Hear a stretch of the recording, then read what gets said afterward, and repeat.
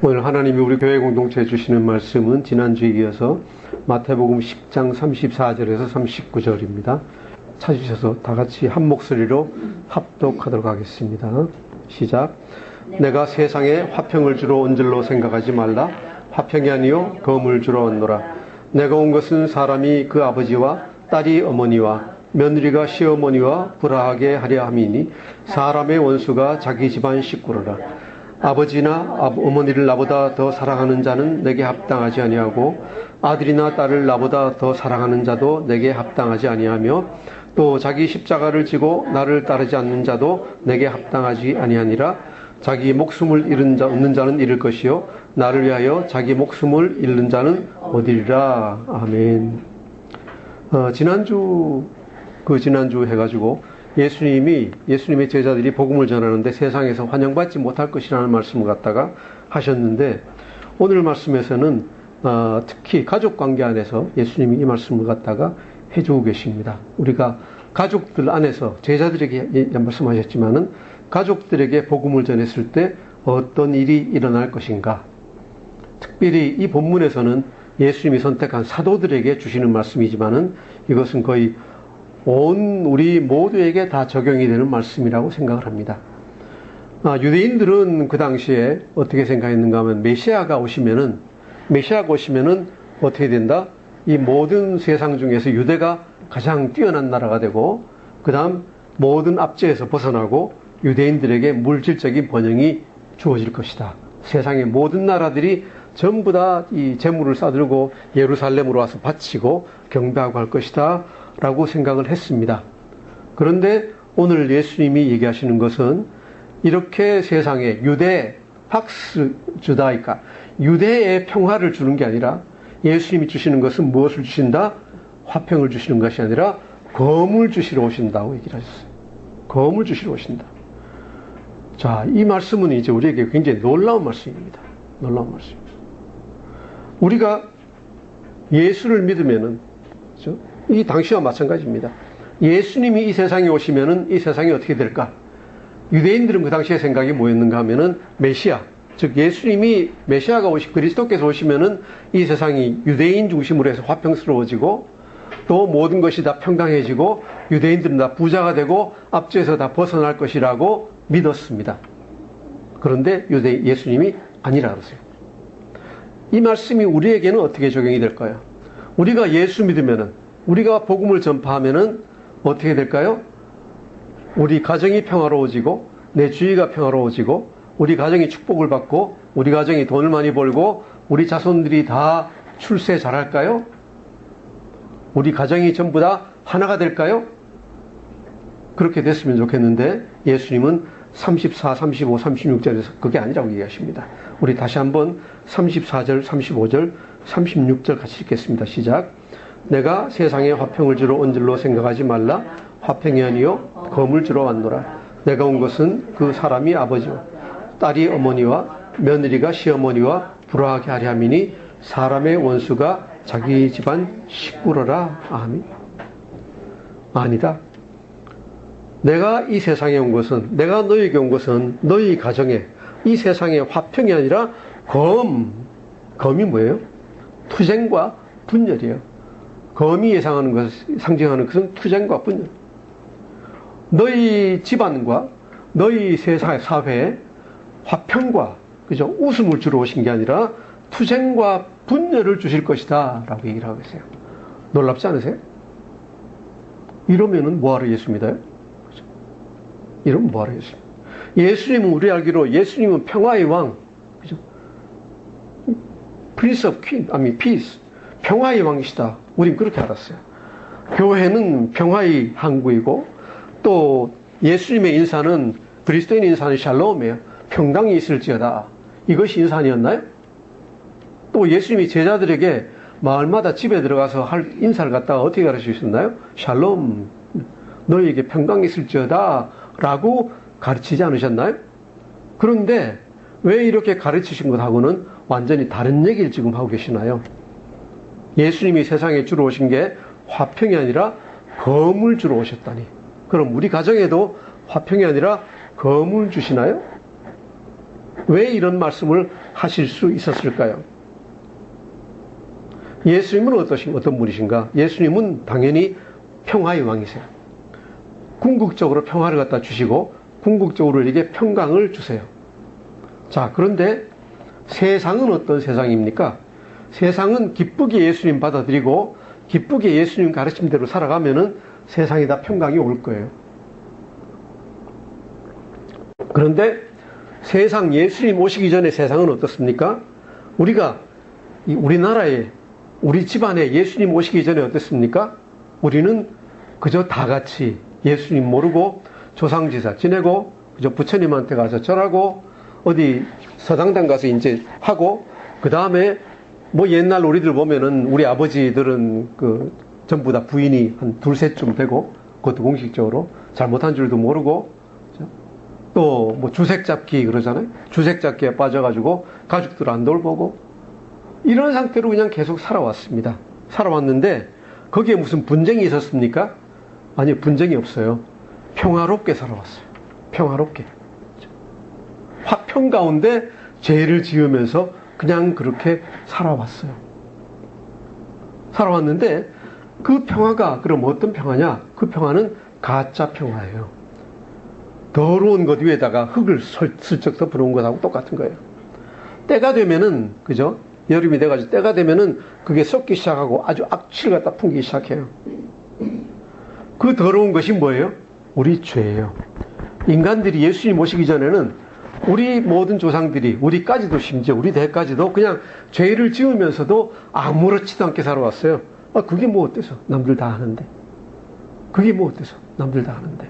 뭐 내가 죄 지었다고 그런 소리 할 거냐. 그죠? 그런데 이 죄가 때가 되면은 악취를 풍기고 드러나면은 어떻게 됩니까? 심판을 받게 돼요. 심판을 받게 돼요. 하나님은 사랑의 하나님이시기도 하지만은 이스라엘의 하나님, 그리스도의 하나님은 공의의 하나님이에요. 우리 인간을 사랑도 하시지만은 공의의 또 하나님이에요. 잘못된 것을, 죄를 갖다가 참아 보지 못하는 분이에요. 그래서 죄가 있는 사람, 죄를 지은 사람은 하나님께 가까이 가지를 못하는 거예요. 그래서 하나님이 이 세상을 굽어보시니까 어떻습니까?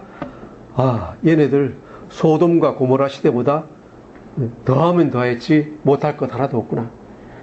그런데 뭐라고 약속하셨죠? 절대로 앞으로는 물 가지고 심판을 하시지 않겠다 그랬어요. 쓸어버리려니 주신 약속이 있어요. 또 불심판은 마지막 때 하시는 심판이에요. 또 그리고 보니까 이 친구들이 보니까 너무 불쌍해. 너무 불쌍해. 너무 불쌍해가지고 가만 놔두면은 전부 다 마지막 날에 다 지옥불에 들어가게 될 그런 사람들밖에 없어요. 그래서 하나님이 어떻게 하십니까? 하나님이 이 세상을 사랑하사 이 세상을 불쌍히 여기셔서 그 아들을 보내주셨으니 그래서 그 아들을 믿는 사람마다 멸망하지 않고 영생을 얻게 하도록 조치를 취하신 거예요. 어디 말씀이에요? 요한복음 3장 16절 하나님이 세상을 이처럼 사랑하사 독생자를 주셨으니 어떻게 사랑하신 거예요? 다 멸망에 빠질 수밖에 없는 사람들을 구하시기 위해서 독생자를 보내주셨어요. 보내주셔서 그 독생자가 십자가에서 못 박혀서 죄를 대신 물은 것, 죄값을 대신 물은 것을 갖다가 믿기만 하면 그래 너도 죄 없다 그러고 영생을 얻을 수 있도록 조치를 취해 주신 거예요. 그래서 3장 17절에 보면은 하나님이 그 아들을 세상에 보내신 것은 세상을 심판하려 함이 아니요 그로 말미암아 세상이 구원을 받게 하려 하심이라. 무슨 얘기예요? 어떤 분은 그렇게 얘기하실지 몰라요. 왜 예수님이 안 왔으면은 모든 사람이 다 그냥 괜찮을 텐데, 그죠? 예수 모르니까 다 그냥 이 천국 갈 텐데 왜 예수님 오셔가지고 믿으면은 천국 가고 안 믿으면은 지옥 간다는 얘기냐? 아니에요. 그 얘기가 아니에요. 예수님이 안 오셨으면은 다 천국 가는 게 아니라 어때? 다 지옥 가는 거예요. 예수님 보내주신 것은 사람들을 멸망시키려고 보내주신 게 아니라 믿는 사람들을 그나마 구원하시려고 보내주신 거다 하는 것이 그 말씀이에요. 그런데 그렇게 좋은 뜻으로 하나님이 보내신 그 예수님을, 그 아들을 세상은 받아들입니까? 잘 받아들일까요? 잘 받아들이지 않아요. 예수님을 사람들이 어떻게 받아들였는지가 복음서 얘기가 쭉 나와요. 복음서에 나오는 얘기가 전부 그 얘기예요. 결론적으로 뭐예요? 범죄한 세상은, 이 당시에 유대인들은 예수님이 자신들과 너무 다르고 너무 거룩하시고 그죠? 자신들에게 회개하라고 요청하시기 때문에 그걸 갖다가 전혀 받아들이지 않아요. 아주 격렬하게 거부하고 마지막에 십자가에 못 박아 죽이잖아요. 이것을 우리가 요한복음 3장 19절에서 뭐라는가 하면은 빛이 세상에 왔으되 사람들이 자기 행위가 악함으로 빛보다 어두움을 더 사랑한 것이니라. 뭐예요? 죄를 짓는 게 좋아요. 죄 짓는 사람이 몰라서 짓나요? 몰라서 짓습니까? 그것이 죄라는 걸 몰라서 짓습니까? 아니요. 빤히 알면서 지어요. 왜? 죄가 회개하는 것보다 더 좋아요. 더 재밌어요. 더 기뻐요. 어린아이가 사탕을 달아가지고 먹는 것하고 똑같이 죄가 달아요. 죄의 맛이 꿀같이 다니까 거기에 빠져 들어가는 거예요. 그래서 계속 죄를 짓고 싶어서 예수님을 핍박을 한 거예요. 오늘날 세상에도 마찬가지예요. 우리가 사람들에게 회개하라고 예수님께로 돌아오라고 우리가 청하고 다 하지만은 돌아오지 않고 거기 있으려고 하는 것은 뭔가 하면은 그게 더 편하기 때문에 그래요. 이것이 오늘 예수님이 지금 하시는 말씀이에요. 만일 그리스도께서 오시지 않았다면은 세상은 끝날까지 죄책을 알지 못하고 모든 세상이 다 심판을 받았을 거예요. 그런데 한 가지 좋은 점은 있어요. 뭐예요? 세상은 평화로워요. 그죠? 예수님이 오실 때까지 그런 갈등이 생길까요? 안 생겨요. 유대인들도 평화로워요. 다 문제가 없어요. 그런 어떤 문제가 안 생겨요. 그런데 이 당시에 유대 사회에 그리스도께서 예수님이 오시니까 그 평화가 깨어지고 아주 시끄러운 분란이 생긴 거예요. 그죠? 떠들썩 해가지고 온 유대 나라가 난리가 나는 거예요. 왜? 검이 어떤 검이 하는 물건을 딱 자르는 것 같이 세상이 분리가 돼버리는 거예요. 예수님을 믿는 사람, 예수님을 믿지 않는 사람으로 분리가 되니까 그 사이에서 막 다툼이 생기고 막 분쟁이 생기고 갈등이 생겨요. 이것이 오늘 예수님이 하신 내가 세상에 화평을 주러 온 것이 아니라 검을 주러 왔다. 검을 주러 왔다. 이것은 당시의 유대 사회뿐만 아니라 오늘날 우리 자신을 둘러보아도 마찬가지예요. 한 집안이 아무도 그 집안에서 예수 안 믿으면은 그 집안이 분쟁이 있나요? 아니요. 화평해요. 화평해요. 다 똑같이 다 제사 지내고 다 똑같이 절에 가가지고 고개 숙이고 다 똑같이 삼신 할매한테 기도하고 다 하니까 분쟁이 없으니까 조용해요. 아무 문제가 없어요. 그렇죠? 아니 믿더라도 그냥 대충 믿으면은 그래요. 대충 믿으면 뭐예요? 아니 뭐 적어도 그냥 화평하게 그냥 우리가 용서하면서 은혜로 지나가야지 라고 생각을 해요. 그런데 그것은 예수님의 뜻이 아니에요. 만일에 그 가족 중에 한 사람에게 어떤 광명의 빛이 들어와서 예수님의 빛이 들어와서 그 죄와 의와 심판에 대해서 알게 되면 그죠? 예수 믿지 않는 사람, 예수님 명령대로 하지 않는 사람이 어떤 운명에 처하는가를 갖다가 알고 나면 집안에 시끄러워지기 시작해요. 집안이 시끄러워지죠. 왜? 혼자만 그냥 믿는 게 아니라 옆에 있는 남편, 아내, 자식들 아니면 부모님들한테 계속 뭐라고 주장할 거 아니에요. 나갑시다. 이러시면 안 됩니다. 교회 가야 됩니다. 그럼 화평해요? 집안이? 아니에요. 화평했던 집안이 시끄러워져요. 이게 우리한테 지금까지 일어났던 현상이에요. 저도 그래가지고 한동안은 그랬어요. 왜 예수님이 평화의 왕이시고 내가 예수 믿으면은 나로 인해서 집이 화평해져야 되는데 내가 복음 전하면 시끄러워져요. 그죠? 동생이 뭐 형님 보고 다시는 뭐 형으로 생각 않겠다는 소리를 하지 않나? 그죠? 뭐 다른 사람들이 계속 뭐 난리치는 거예요. 화평이 아니라 아주 시끄러워요. 화평은 어때야 화평해요? 내가 가만히 있으면 화평해요. 집안 사람들한테 예수 믿으라 소리 안 하고 교회 나가라 소리 안 하면 집안이 화평해요. 근데 내가 그 얘기를 꺼내는 순간 조용하던 식탁이 그냥 난장판이 돼버리고 그죠? 시끄러워져요. 가정의 평화가 깨어져요. 어느 정도로 깨어지느냐? 예수님이 35절에서 온 가족이 다 깨진다는 얘기예요. 35절 한번 읽어볼까요? 시작. 내가 온 것은 사람이 그 아버지와 딸이 어머니와 며느리가 시어머니와 불화하게 하려 함이니. 가족 구성은 전부 다예요. 이거는 왜? 우리나라도 옛날에 그 출가 외인 그랬지만은 딸이 시집 가면 이제 딴 집 사람이에요. 그래서 여기 보면은 사람이, 남자가 그 아버지와 아들이 그 아버지하고 분쟁하게 되고, 딸이 어머니, 시집 안 간 딸이 어머니하고 분쟁하고, 며느리가 시어머니, 시집 온 며느리가 시어머니하고 분쟁하고, 가족이 완전히 이거는 풍비박산이 다 났다는 얘기예요. 모든 가족이 다 그냥 이렇게 다 틀어진다는 얘기예요. 어느 정도까지? 36절, 사람의 원수가 자기 집안 식구리라. 거의 원수되다시피. 그렇죠. 근데 우리 이거 경험했잖아요. 내가 집안 사람들한테 처음 복음 전하기 시작하면은 좀 세게 전하면 거의 원수 쳐다보기 시작하죠. 내가 뭐 잘못했나? 그죠? 우리 복음 전하면서요. 저도 이 말씀 제대로 공부하기 전에는 보니까 내가 복음 전하면서 집안이 시끄러워지고 사람들이 나를 원망하고 막 뭐라 그러면은 내가 뭐 잘못했나? 그래가지고 좀 쫄리고 낭망하고 그랬어요. 그죠? 실망도 하고. 그랬는데 이 말씀을 자세히 다시 보면서 보니까 그렇지 않아요. 내가 예수 잘 믿으면 평화가 더 와야 되는데 왜 시끄러워질까가 잘못된 게 아니에요. 내가 뭔가 잘못하고 있는 게 아니에요. 내가 만일에 복음을 전하고 집안에 예수 믿으십시오, 교회 나갑시다라고 얘기하기 시작해가지고 집안이 소란스러워졌다면은, 소란스러워지고 있다면은 내가 어떻게 한 거예요? 내가 아주 잘한 거예요. 내가 아주 잘한 거예요. 왜? 예수님이 얘기한 그런 현상이 지금 벌어지고 있는 거예요. 그죠? 예수님이 검을 갖다 그 가정해 주신 거예요. 형제와 부자 간에, 모자 간에, 모녀 간에, 시어머니하고 며느리 간에 분쟁이 생기는 거예요. 그렇게 되는 것이 뭐예요? 자연스러운 거예요. 어느 정도까지? 원수다 그럴 정도까지 그런 분쟁이 생긴다라는 얘기예요. 제대로 하고 있는 거예요. 집안에 한 사람한테 참 빛이 비치면은, 다시 얘기하면은 다른 사람들이 그리고 그 빛을 잘 모르면은 집안이 시끄러워집니다.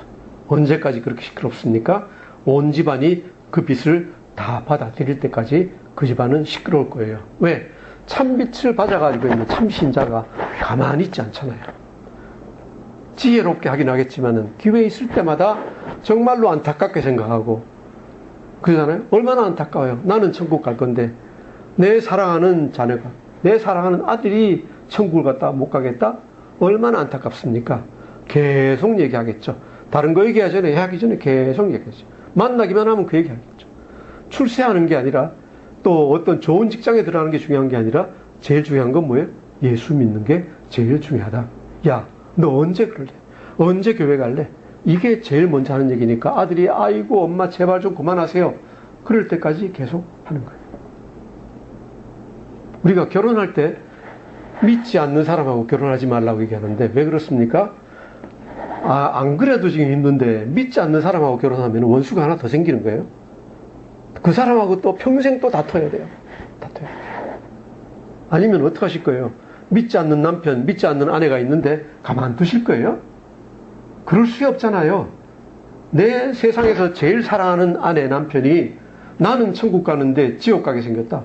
가만두실 거예요? 절대로 못 그래요. 그렇기 때문에 줄창 붙잡고 앉아서 기도하고 줄창 붙잡고 얘기할 거예요. 그러니까 집안이 시끄럽다. 또 이 사람들, 참빛을 받은 사람들은요, 집안만 시끄럽게 하는 게 아니라 온 세상을 다 시끄럽게 해요. 언제까지? 온 세상이 예수님 받아들일 때까지 뭐예요? 전도와 선교로 정말로 매진하는 거예요. 그 예가 되는 사람이 누구예요? 가장 좋은 예가 사도 바울이에요. 사도 바울인데 사도 바울이 세상을 얼마나 시끄럽게 했습니까? 가는 데마다 시끄러워요. 가는 데마다 소동이 일어나고, 에베소 가니까 소동이 일어나고, 빌립보 가니까 소동이 일어나고, 예루살렘 오니까 소동이 일어나고, 고린도 가니까 소동이 일어나고, 데살로니카 가니까 소동이 일어나고. 그러니까 데살로니카에서 베레아로 쫓아온 사람들이 사도 바울을 갖다 뭐라고 부르는가 하면은 천하를 어지럽게 하는 이 사람 그랬어요. 천하를 어지럽게 하는 이 사람이라고 불러요. 영어로 하면 더 재밌어요. Who have turned the world upside down. 이 세상 위아래를 갖다 뒤바꿔 놓은 사람이다. 어떻습니까? 우리 물건을 갖다 아래 위를 갖다 뒤집어 놓으면 어떻게 돼요? 완전히 그 안에 있던 거 다 으러지고 시끄럽게 되고 난리가 날 거예요. 세상을 완전히 뒤집어 놓은 사람. 이것이 사도 바울의 별명이에요. 다른 제사들도 보면은 가는 곳마다 시끄럽게 해요. 왜? 복음을 모르는 어둠의 세상에 빛을 가지고 들어가면은 거기가 조용하면 이상한 거죠. 거기가 조용하면 이상한 거죠. 내 상처에다가 그죠? 소독하느라고 알코올이나 소금을 바르면 어떻습니까? 따갑죠. 소금 안 바르고 있으면 어때요? 괜찮아요. 알코올 안 바르면 괜찮아요. 근데 약을 바르는 순간 따가워요. 썩어가는데 약을 바르면 따가워요. 마찬가지예요. 썩어가는 세상에 소금으로 치유하려고 뿌리면은 따가워요. 따가우니까 소리를 지르게 돼 있어요. 그래서 시끄러운 거예요. 그래서 예수님이 여기서 얘기하시는 것은 참 제자들이 가서 참된 복음을 전하면은 세상이 어떻게 화평하게 되는 게 아니라 시끄러워진다. 검으로 내리친 것 같이 시끄러워진다. 제자들이 할 일은 세상을 시끄럽게 하는 거예요. 여러분도, 우리 성도님 여러분도, 모든 분들도 가정과 세상을 소란하게 하시는 분들이 다 되시기를 축원합니다. 이런 축원 아마 받아보신 적이 없을 겁니다. 화평하게 하는 자가 아니라 소란스럽게 하는 자들이 다 되시길 바랍니다. 검을 갖다가 가지고 다니시는 분이 되기 바랍니다. 빛이 어둠 속으로 들어가면은 거기는 전쟁이지 거기는 화평이 아니에요. 그렇죠? 어둠 속에 들어갈 때 화평하려면 어둠이 돼서 들어가세요. 근데 그것은 자기 자신이 참제자가 안 되는 거예요. 결론적으로 예수님이 뭐라 그러십니까? 37절 읽겠습니다. 시작. 아버지나 어머니를 나보다 더 사랑하는 자는 내게 합당하지 아니하고 아들이나 딸을 나보다 더 사랑하는 자도 내게 합당하지 아니하며. 우리가 사람은 부모를 사랑해야 돼요. 당연하죠. 자녀를 사랑해야 돼요. 당연하죠. 그런데 부모를 사랑하고 자녀를 사랑하기 때문에 예수님 전하는 걸 갖다가 중단하겠다. 내가 예수님을 전하니까, 복음을 전하니까 부모님이 화를 내시고 자녀가 화를 내고 남편이 화를 내고 부모가, 그 부인이 화를 낸다 그래서 그만둬야지. 그죠? 왜? 내가 부모님을 사랑하는데, 내 자녀를 사랑하는데 예수님 전해가지고 쟤네들이 저렇게 화를 낸다고 하면은 관둬야지. 그 얘기예요. 부모님이나 자녀를 갖다가 나보다 더 사랑하면은 나에게 합당하지 아니하다. 어떻게 해야 돼요? 부모님이 비록 화를 내시더라도, 자녀들이 못마땅해 할지라도 끝까지 예수님 믿을 때까지 복음을 갖다가 전하라. 38절 시작. 또 같이 시작. 또 자기 십자가를 지고 나를 따르지 않는 자도 내게 합당하지 아니하니라. 아멘. 이렇게 하는 일이 어떻습니까? 즐겁습니까? 좋습니까? 그럴 사람 어디 있어요? 얼마나 힘들까요? 우리도 해봤지만은 딴 데보다도 어디 외국 나가서 전도하는 거 쉬워요. 나 모르는 사람들인데 가서 전도하는 거 쉬워요. 뭐 노방전도 하는 거 다들 어렵다 그러는데 어려울 건 뭐 있어요? 오늘 보고 내일 안 볼 사람들인데, 지금 잠깐 스쳐 지나가고 안 볼 사람들인데, 그 사람들이 나를 어떻게 생각하든 내가 무슨 상관이 있어요? 노방전도 그렇게 쉬운 거 없어요. 외국 나가서 전도하는 것도 쉬워요. 언제 볼 건데? 그걸로 끝인데. 거기서 가서 붙잡혀가지고 감옥 가더라도 그냥 금방 풀려나요. 아무 상관없어요. 외국 가서 전도하는 거 두려울 거 하나도 없어요. 제일 힘든 게 어디예요? 가정에서, 주위에서 전도하는 게 제일 힘들어요. 제일 힘들어요. 왜? 아니, 내가 그렇게 사랑하는, 내가 그렇게 아끼는 자녀와 부모가, 그죠? 내가 예수님 전했다는 그 하나 이유 때문에 낯을 불키고, 그죠? 낯을 불키고 화를 내고 그러는데 마음 좋을 사람이 누가 있어요? 얼마나 힘들까요? 오죽 힘들면은 예수님이 이걸 갖다 뭐로 표현하셨어요? 십자가를 진다 그랬어요. 십자가를 진다 그랬어요.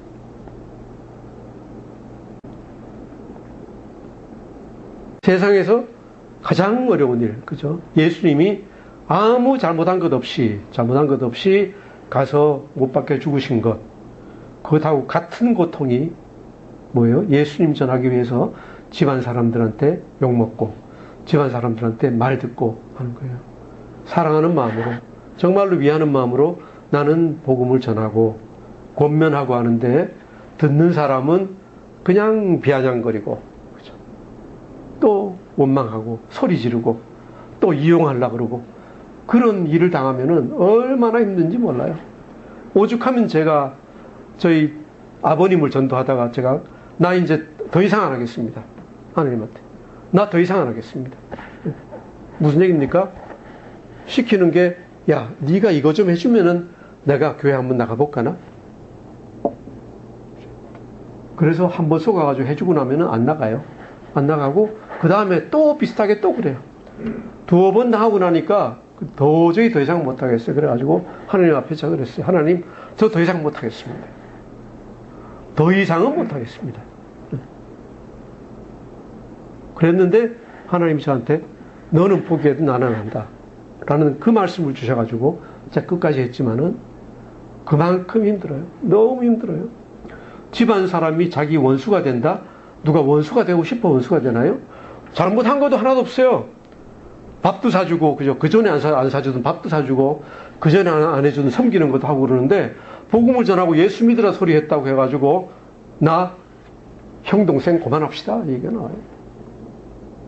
내가 뭐 잘못했어요? 잘못한 거 없어요. 얼마나 억울하게 당하는 거예요. 이렇게 자기 집안 식구에, 복음을 가지고 자기 집안 식구들한테 들어갔을 때, 정말로 엄청난 고통이 있을 것이다. 라고 얘기를 하세요. 이런 면에서 이 집안이 원래 그리스도인 집안에서 태어난 사람들은 너무 행복한 사람들이에요. 왜? 그런 십자가를 안 질 거야. 그런데 안 믿다가 믿는 사람들이든지 또 예를 들어 우리 같이 유교 집안에서 나 혼자 처음 믿어가지고 주위에 형제, 부모님, 자매들을 전도하기 시작하는 사람들은 너무나 고통스러워요. 너무나 고통스러워요. 그래서 예수님이 두 가지 말씀을 하시는 거예요. 37절 첫째로 아무리 힘들더라도 아무리 부모나 형제가 그러더라도 그들보다 나를 갖다 더 위할 거냐? 더 우선시할 거냐? 두 번째, 아무리 힘들더라도 그 십자가는 네가 져야 된다. 자기 십자가다. 모든 사람들이, 아마 많은 사람들이 이런 십자가를 갖다가 가지게 될 거예요. 아직까지는 별로 부담감이 없어가지고 예수를 안전하고 있지만은 앞으로 더 믿다 보면은 하나님을, 예수님을 더 알다 보면은 아직까지는 주위에 내가 전도를 안 했지만은 이제 전도 안 할 수 없는 지경까지 이르실 거예요. 그때대로 기억하세요. 전도한다고 해가지고 칭찬받지 못합니다. 욕을 먹을 겁니다. 심한 말까지 들을 겁니다. 하지만은 그 욕이나 그 심한 말은 내가 져야 되는 십자가이다. 예수님이 뭐라 하셨어요? 산상설교에서 나로 인하여 핍박을 받은 자는 복이 있다 그랬어요. 의를 위하여 핍박을 받은 자는 복이 있나니 무엇이 천국이 저희의 것입니다 그랬어요. 천국이 저희의 것입니다. 그 받는 핍박, 특별히 내 주위의 친구들, 특별히 내 가족들 전도하기 위해서 받는 어려움, 하나님이 보고 계십니다. 예수님이 알고 계세요. 세세히 얘기하시잖아요. 세세히 얘기하시잖아요. 예. 아들이 아버지와, 딸이 어머니와, 며느리가 시어머니와, 또 부부간에도 마찬가지예요. 이런 모든 어려운 관계를 갖다가 겪고 계신 것을 예수님이 다 알고 계십니다. 계시면서 우리에게 격려하십니다. 그들보다 나를 더 사랑해라. 결국은 예수님을 더 사랑하는 것이 그들을 정말로 위하는 것이다. 왜? 그들에게 예수님 전하고 예수님 믿게 하는 것이 가장 그들을 사랑하는 것이다. 부모를 가장 사랑하면 어떻게 해야 되느냐? 예수 믿게 해야 된다. 처음에 욕 좀 먹더라도. 자녀를 가장 사랑하면 어떻게 해야 되느냐? 예수님께로 인도해야 된다. 부부간에 가장 사랑하면 어떻게 해야 되느냐? 예수 믿게 해야 된다. 하나님, 그런데 너무 힘들어요. 너무 힘들어요. 해도 안 됩니다. 우리 힘으로 힘들어요. 우리 힘으로 힘들어요. 그런데 우리의 위로는 뭔가 하면 예수님이 알고 계세요. 예수님이 우리의 어려움 알고 계시고 예수님이 얘기해 주세요. 내 십자가를 지고 나를 따라라. 그런데 그렇게 따르기만 하게 하실 건가요? 아니죠. 성령님이 여러분에게 함께 계셔가지고 반드시 도와주실 줄 믿습니다. 우리가 우리 십자가를 지고 담대하게 나갈 때 하나님이 항상 우리와 함께 하시고 우리 뒤에서 같이 행해 주실 줄 믿습니다. 기도하겠습니다. 하나님 아버지 참 감사합니다.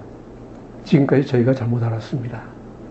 우리가 복음을 전하면은 다 모든 것이 잘 되고 좋게 될 걸로 생각했는데 맞습니다. 예수님 말씀하신 것 같이 복음을 전하면은 어려움이 생기고 분쟁이 생기고 갈등이 생긴다는 것을 우리가 일상생활에서 항상 겪어 알고 있습니다.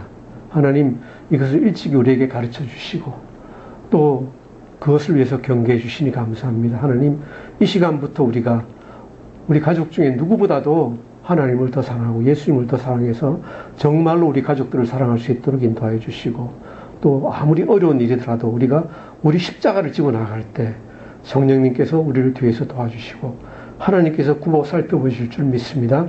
도와주시고 인도하여 주시옵소서. 감사드리며 예수님 이름으로 기도드립니다. 아멘.